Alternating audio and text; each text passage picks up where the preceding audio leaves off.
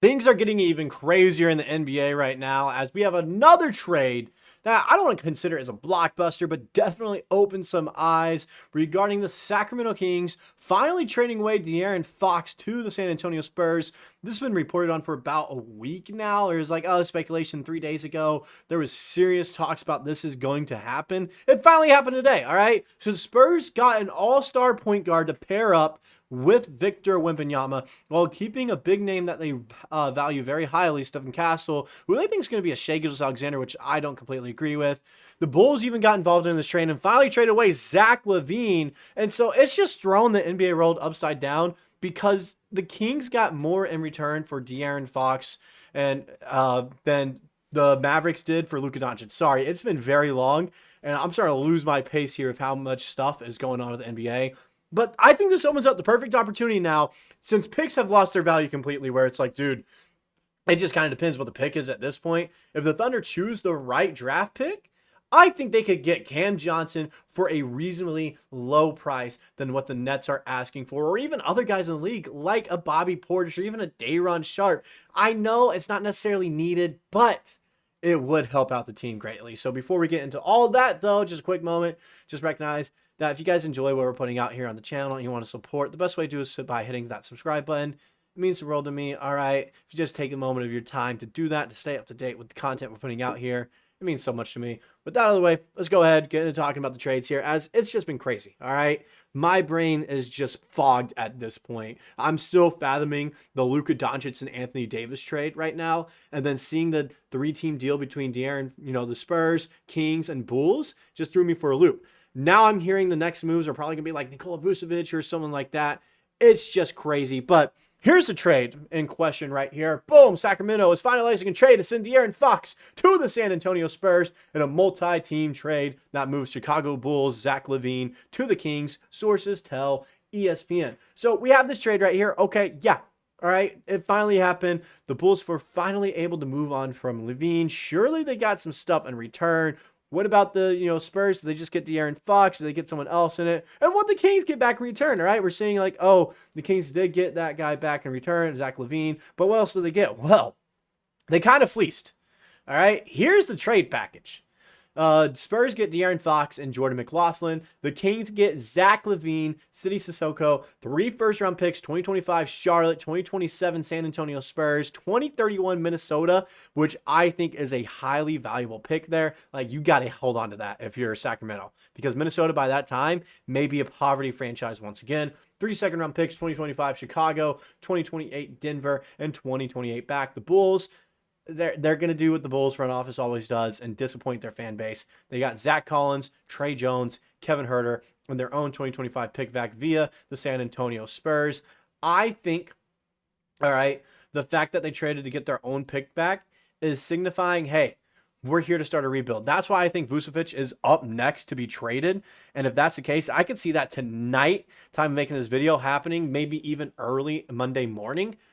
I could see a Vucevic trade happening, where, depending on what he goes for, could open up a world of possibility for the Oklahoma City Thunder. It is absolutely wild what is going on with the league right now. I mean, and I seriously think because of the value of picks now, where it just kind of depends what it is, and with Luka only going for Anthony Davis in 1 pick, even though he probably should have got 3 first-round picks in return for that because of how valuable he is. He truly is a generational talent. I think the Nets could be like, look, we'll gladly take this first-round pick and then 2 of your guys, and we'll call it good. All right? I think a world like that could happen finally. Maybe even a world where, Oklahoma City tries to get on a 3-team trade that sends someone else to San Antonio and they get Chris Paul in return and they just give up 1 pick because they don't have any value now. I see that world of possibility as well. There's so much going on. Maybe they don't do any of that in this final roster space that they're trying to, kind of figure out what to do with. They just re-signed Brandon Carlson. Maybe that's what they do. I don't know. There's just so much going on where anything could happen. But I do know, I think something big is brewing. I do know that. I have a feeling after seeing all this, gut feeling in my just mind and everything in my body, where I'm like, Oklahoma City is about to make a trade.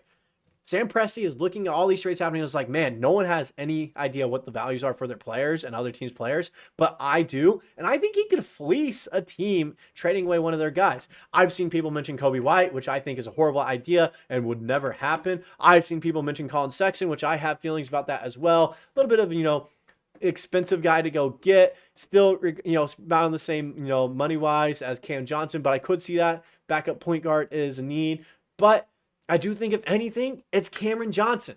Go back to that guy, all right? He's a great player, and realistically, he moves Oklahoma City into a tier above everyone else in the league. A 43% three-point shooter who can give you 18 points a night as a starter, and isn't an all that bad defender. He's a decent defender, decent rebounder, not great, not bad. It's a perfect move for the Thunder. And now's the time to do it because of the fact that everyone lost value for their players and everyone else. But Presti knows this, and he can fleece teams out of that. This is why it's the perfect time to do something. I think something big is brewing in Oklahoma City for them to make a trade. And everyone's so worried, brings up all the time about, oh, what about the Gordon Hayward trade? He did so bad with that. If you still think the Gordon Hayward trade was to contend for a finals title, to contend for a championship, I'm sorry, but you are wrong. The trade was always meant to free up cap space to go out and sign either Nicholas Claxton or Isaiah Hartenstein in free agency, and they did just that and got Isaiah Hartenstein. All right, we talked about this multiple times on the channel, ever since the Gordon Hayward trade originally happened. That was the goal. It wasn't to turn Oklahoma City into a finals team. That was never the goal. All right, it was to free up cap space. That's what it was all about, and that's what they did. So stop being worried about this, like, oh my goodness, what if it's another Gordon Hayward situation? That's not what it is, all right? We're not trading for a guy who's on the last year of his contract, no. In worst case scenario, if we don't like him, just trade him away again. Not simple. You could get a pick or so in return for him or another player. Do that. You could do it in the summer.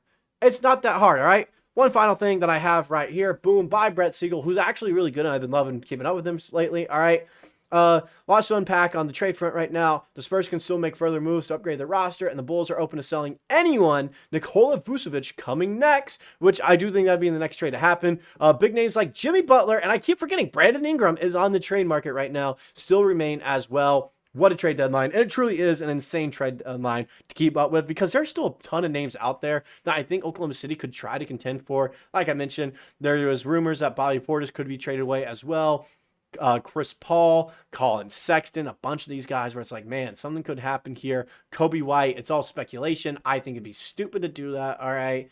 But it's like there's just so much going on where I think Oklahoma City's set up to make a great trade and kind of fleece the team out of trade because no one knows the value of any player now, all right? It's just kind of crazy to keep up with. That's all I got for this video. Let me know who you guys personally want to see Oklahoma City trade for. I don't want to hear any of these, they shouldn't trade for anyone comments, all right? I want to truly know. If you had to trade for one guy, all right, right now, realistic option, where you're not giving up a ton of money, a realistic trade that matches salaries and everything, who would you trade for? And let me know why in the comment section below. That's all I got. I'll see you guys around. See you in the next video.